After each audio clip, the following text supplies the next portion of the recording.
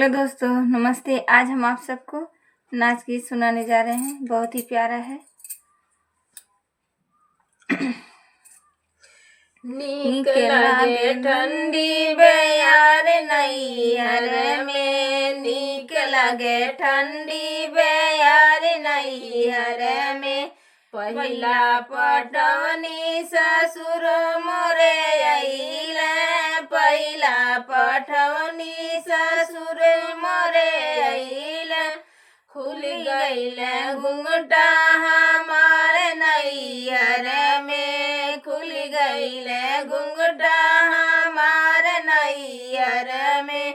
नीक लगे ठंडी बयार नैहर में, नीक लगे ठंडी बयार नैहर में। दूसरा पटवनी जेठ मोरे अइले, दूसरा पटवनी जेठ मोरे अइले। छूट गइले रास्ता हमार नैहर में, छूट गइले रास्ता हमार नैहर में।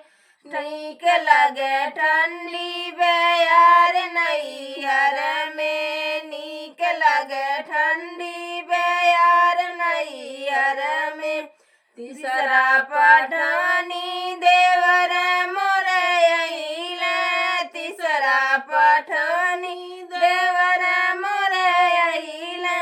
लड़ गइले नैना हमार नैहर में, लड़ गइले नैना हमार नैहर में। नीक लगे ठंडी बयार नैहर में, नीक लगे ठंडी बयार नैहर में।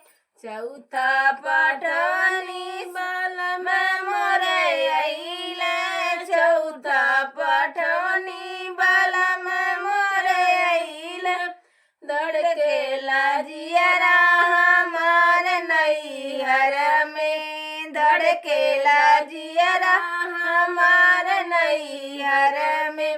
नीक लगे ठंडी बयार नैहर में, नीक लगे ठंडी बयार नैहर में। मायका बहुत ही सुंदर जगह है, घर भी है, बहुत ही अच्छा लगता है। आप लोग भी नैहर में जाकर ठंडा मौसम में देखिए और बताइए कमेंट में कैसा लगा। लाइक कीजिएगा, शेयर भी कर दीजिएगा, हमें भी सपोर्ट कीजिए। बहुत ही प्यारा गीत है।